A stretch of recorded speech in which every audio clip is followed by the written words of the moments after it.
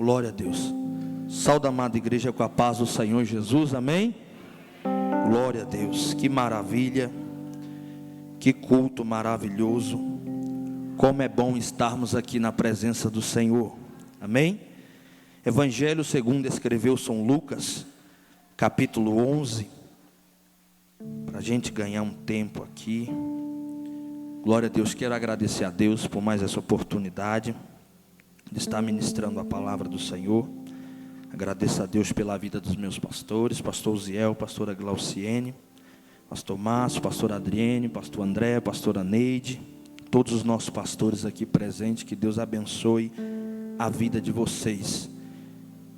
É sempre uma alegria muito grande estar na presença de Deus. Não existe nada mais maravilhoso do que estarmos aqui, amém? Vamos se colocar de pé para ouvir a palavra do Senhor. Evangelho segundo escreveu São Lucas, capítulo 11. Glória a Deus. O Senhor colocou no meu coração essa palavra. Eu prometo aos irmãos que não vou tomar muito tempo, porque eu tenho certeza que Deus ainda vai fazer algo grande aqui essa noite. Glória a Deus. Toda a igreja achou? Vamos ler, diz assim a palavra de Deus. E aconteceu que ele estava orando em um certo lugar, e quando acabou, um dos seus discípulos lhe disse: Senhor, ensina-nos a orar, como João também ensinou aos seus discípulos. E ele lhes disse: quando orardes, dizei: Pai nosso que estás no céu, santificado seja o teu nome, venha o teu reino, seja feita a tua vontade, assim na terra como no céu. O pão nosso de cada dia nos dá hoje, perdoa os nossos pecados, pois também nós perdoamos a todos que nos devem, e não nos conduzas à tentação, mas livra-nos do mal. Amém? Diga graças a Deus. Podemos assentar adorando ao nome do Senhor. Queridos, o Senhor tem falado profundamente essa noite, e esta palavra eu creio que é só um acréscimo daquilo que o Senhor está falando conosco aqui. Eu tenho um apreço muito grande pelo Evangelho de Lucas, pois o evangelista Lucas, quando escreveu este Evangelho, ele trouxe para nós revelações que não existem nos outros evangelhos, ou não estão escritas de formas tão detalhadas. O Evangelho de Lucas, ele contém 21 capítulos, 24 parábolas e 24 milagres que Jesus realizou. E dentre um dos textos mais lindos da palavra de Deus está esse texto, que é uma oração universal, que é a oração do Pai Nosso. E esse texto, ele é muito poderoso, porque nós estamos aqui diante de Jesus Cristo e seus discípulos. Lucas, ele traz uma revelação muito profunda da formação dos discípulos e de Jesus como mestre ensinando os seus discípulos a orar. E é tão interessante porque os discípulos de Jesus Cristo não eram qualquer pessoas, escolhidas somente por um motivo qualquer ou insignificante. Mas eu tenho certeza que Jesus, quando foi fazer a escolha dos seus discípulos, existia um propósito específico, para um povo específico, e para um propósito claro e definido. É interessante que Jesus Cristo, quando vai escolher os seus discípulos, Jesus, ele começa com Pedro, e Pedro era pescador de ofício. Apesar de Pedro ser um pescador de ofício, nós vamos aprender com a cultura judaica. Eu já ouvi isso diversas vezes e de diversas formas, mas é de fato que um judeu, ele não cresce de maneira leiga, mas ele é ensinado desde a sua infância e a sua adolescência a ser um cristão, aliás, a servir ao judaísmo. E ele começa a aprender a Torá, começa a aprender os costumes religiosos. E como ninguém, o judeu, ele sabia orar. E quando esses discípulos, eles chegam para Jesus pedindo: Senhor, ensina-nos a orar, como João ensina os seus discípulos, evangelista Lucas, ele traz para nós que tudo aquilo que estava construído, arraigado desde a infância dos discípulos até a sua adolescência, como cultura judaica e aquilo que eles aprenderam nas sinagogas, estava sendo desfigurada pela pessoa de Jesus Cristo, estava sendo desconstruída pelo o convívio com Jesus. O pastor Ziel falou aqui que ser cristão, a palavra significa pequeno Cristo, ou seguidor de Cristo. E quando nós começamos a conviver com Cristo, nós começamos a aprender a ser como Jesus. E os discípulos, eles estavam começando a entender que eles estavam diante de uma figura diferente daquilo que eles aprenderam com os fariseus, com os saduceus, com os escribas, que era totalmente diferente daquilo que eles tinham ensinado até os dias de hoje. Talvez na sinagoga, quando eles estavam aprendendo a Torá, os ensinamentos bíblicos daquela época, é interessante que quando eles aprendiam essas doutrinas, eles cresciam com elas dentro do seu coração, e difícil coisa era tirar a doutrina de dentro de um judeu. Certa feita, em Mateus capítulo 16, Jesus vai dizer para os discípulos: olha, acautelai-vos dos fermentos dos fariseus, porque a doutrina dos fariseus era como um fermento que acabava levidando toda a massa. Jesus ensina isso, e em diversas vezes na Bíblia nós vamos ver Jesus tentando desconstruir de dentro dos discípulos essa doutrina, esta cultura, de forma que eles compreendessem o que Jesus queria revelar para eles. E em certo momento, caminhando com Jesus, eles vão perceber isso. De que forma? De que Jesus não era como um mestre que ensinava na sinagoga, de que Jesus não era como um fariseu que abria o livro dentro da sinagoga e ensinava as profecias. Mas quando eles reparavam as suas vidas, eles viviam uma vida deliberada, viviam uma vida descomprometida com aquilo que eles liam, e praticamente obrigavam os judeus a praticarem, com penas rígidas sobre a lei. Talvez como forma, quando Jesus traz para nós aquela mulher que foi pega em adultério, e os mestres da lei chegaram para Jesus dizendo: mestre, esta mulher foi pega em adultério, e pela lei de Moisés ela é digna de morte. Mas de repente Jesus quebra este dogma e diz assim: aquele que não tem pecado, que atire a primeira pedra. Ninguém teve coragem de jogar pedra naquela mulher. Jesus olha para ela e diz: mulher, levanta, aonde estão os teus acusadores? Não existe nenhum aqui, agora vai e não peques mais. Imagina, Jesus, ele veio quebrando esses paradigmas da lei, que os fariseus eles implantavam dentro do povo de Jerusalém, sob penas rígidas, querendo fazer com que eles se submetessem à lei, mas eles não cumpriam a lei. E é interessante que quando eles começaram a conviver com um homem diferente, que era Jesus Cristo, eles começaram a perceber que Jesus ele pregava, que Jesus ele ensinava, mas Jesus ele também vivia aquilo que ele pregava, que Jesus era uma pessoa diferente, que Jesus ele não somente doutrinava, mas ele tinha uma vida diferente.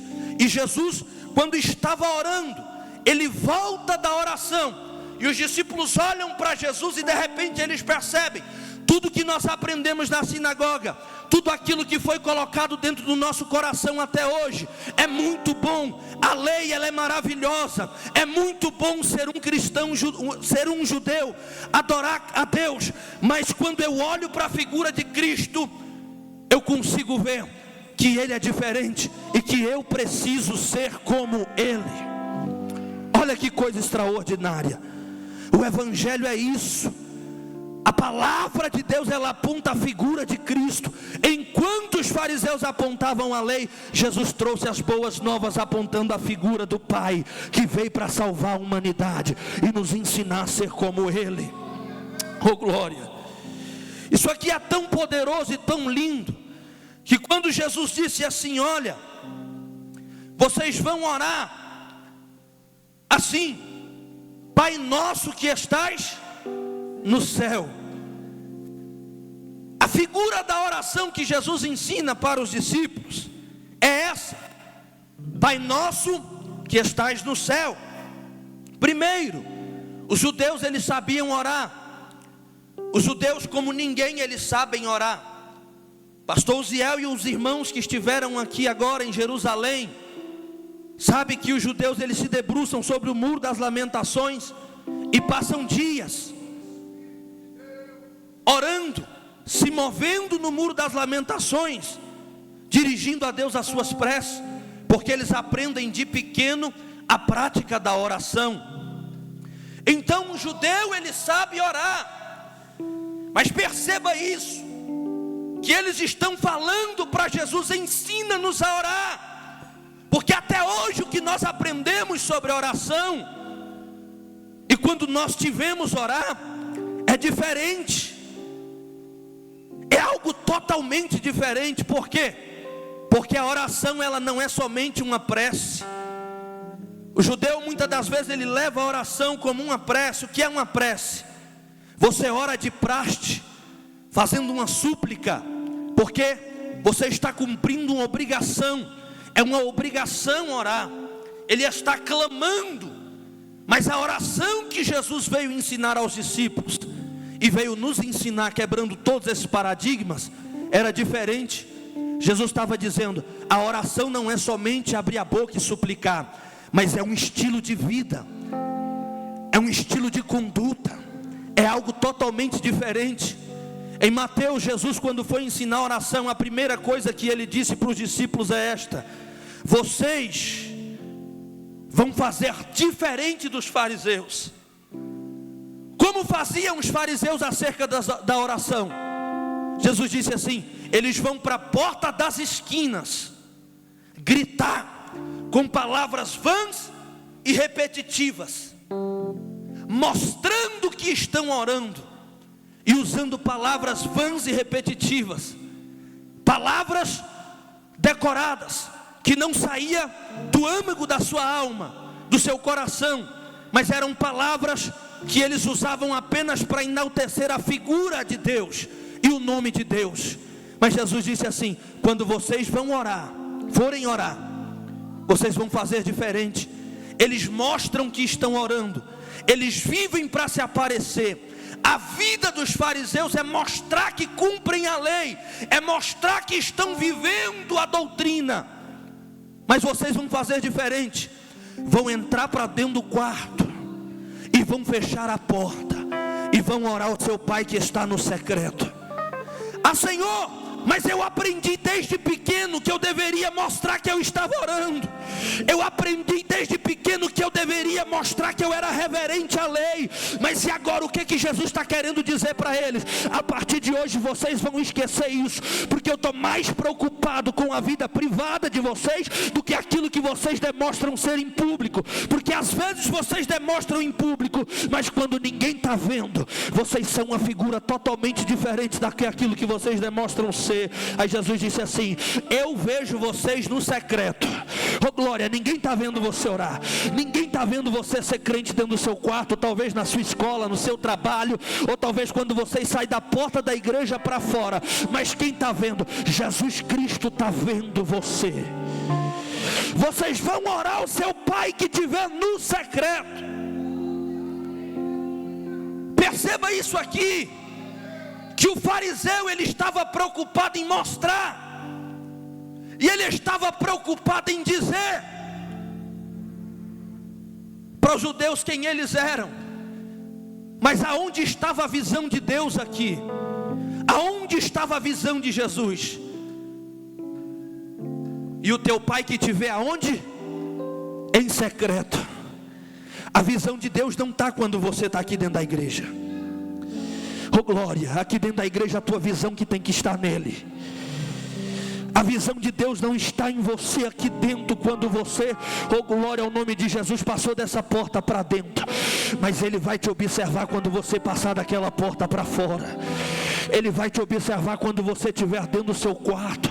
A palavra quarto, irmão, quer dizer intimidade, secreto, íntimo. íntimo. Jesus quer saber quem é você na sua intimidade com Deus. Não adianta nada você mostrar que é crente aqui dentro da igreja, quando você chega na faculdade, ou na escola, ou no trabalho, oh glória a Deus, você não carrega nada de Cristo dentro de você. Não adianta nada você querer parecer crente aqui dentro, mas quando sai da porta para fora, você esquece do evangelho de Jesus. Aí Jesus está dizendo assim: eu quero saber quem é você no secreto. Oh glória a Deus. E o teu pai que te vê no secreto, perceba, a visão de Deus está no nosso secreto com Ele, mas a recompensa de Deus para quem vive uma vida com Ele no secreto está onde? E Ele te recompensará publicamente. Oh glória a Deus. Quer ser abençoado por Deus? Quer ser próspero? Oh glória a Deus. Quer mostrar que você é crente de verdade? Viva uma vida íntima com Deus.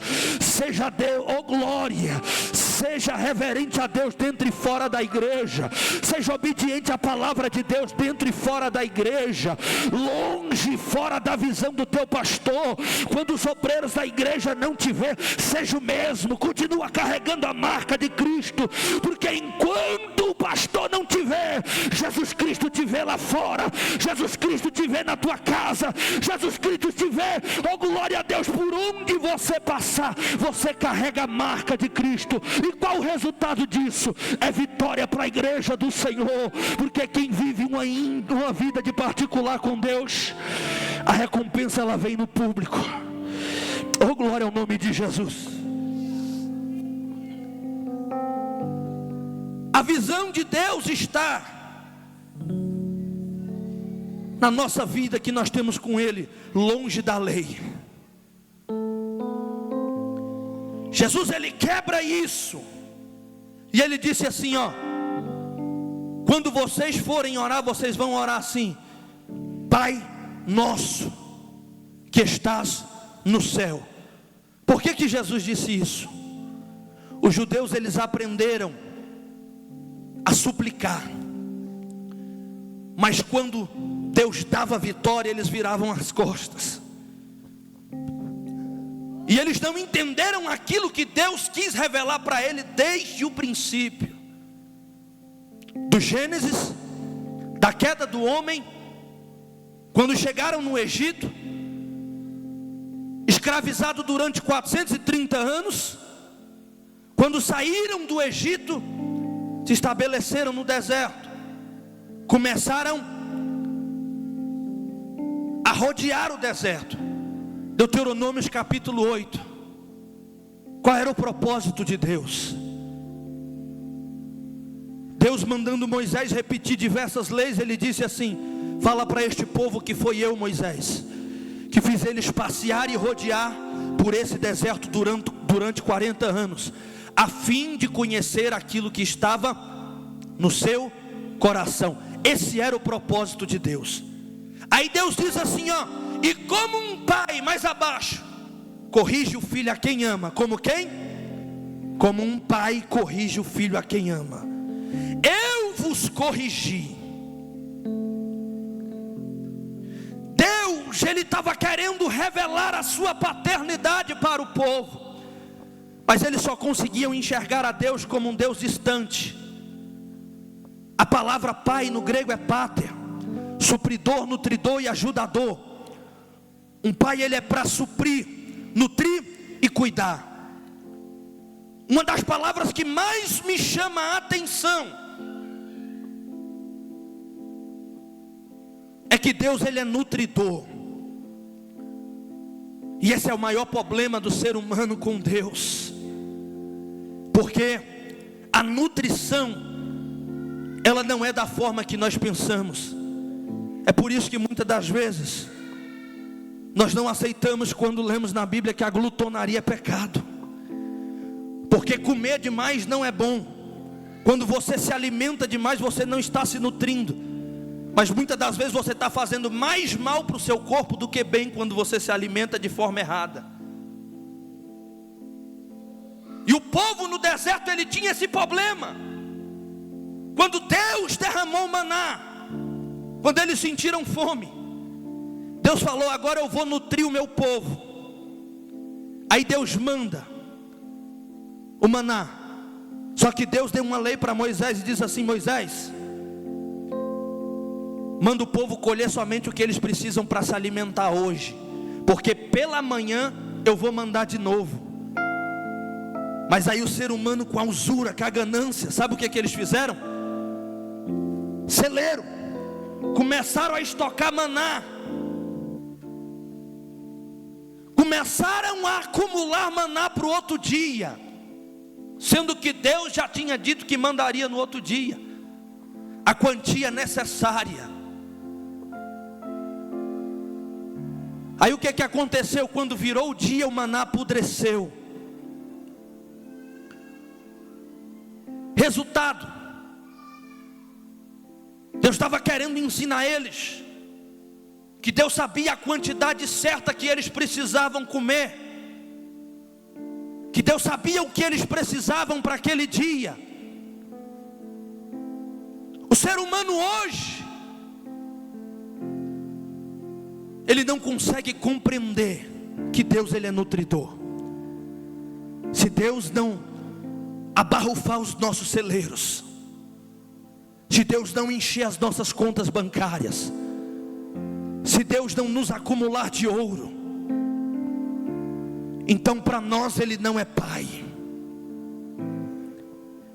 Mas Deus está dizendo assim: eu sei te nutrir, eu sei o que você precisa, porque se você comer demais hoje, amanhã você vai passar mal, você vai infartar, talvez você vai ter um derrame. Ah, Senhor, mas eu quero um carro de luxo. Se Deus não te deu ainda, é porque Ele sabe, irmão, que dentro de um fusquinha você é crente. Se Ele te der uma BMW, você desvia, você abandona a paternidade dEle. Ah, Senhor, mas eu quero ter uma mansão.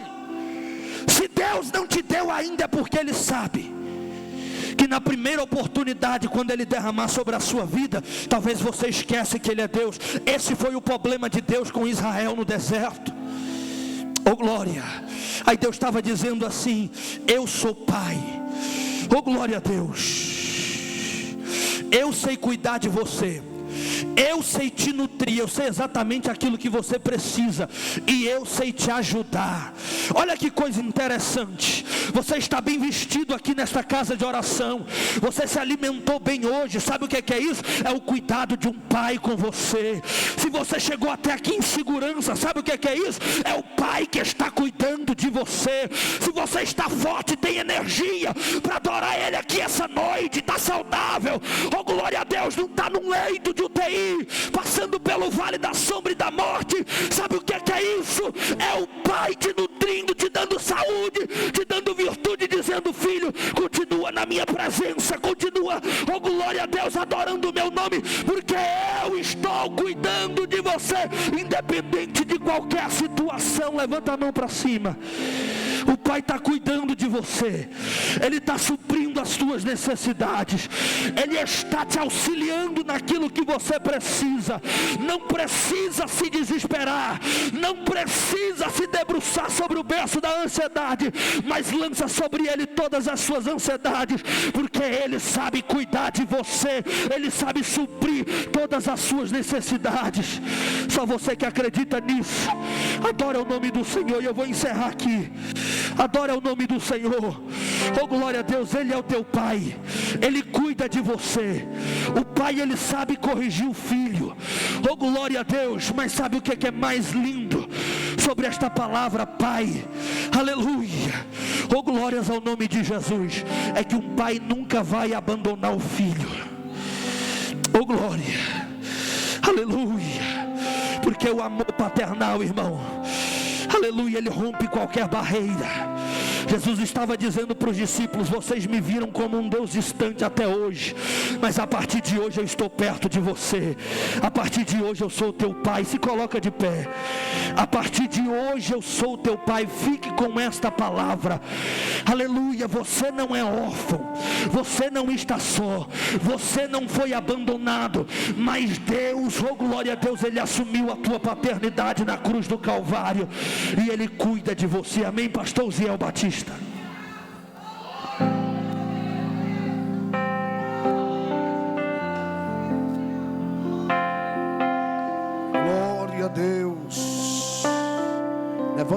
mão para o céu.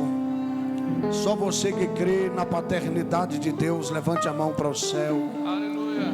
E adore aquele que está sentado no alto e sublime trono. Aleluia. Você consegue agradecer a Deus pela sua proteção, pela nutrição da sua alma e pelo suprimento que você tem para estar aqui nessa noite, louvando a Deus na beleza de sua santidade? Então levante a mãozinha para o céu comigo. Vamos adorar o Senhor nessa noite.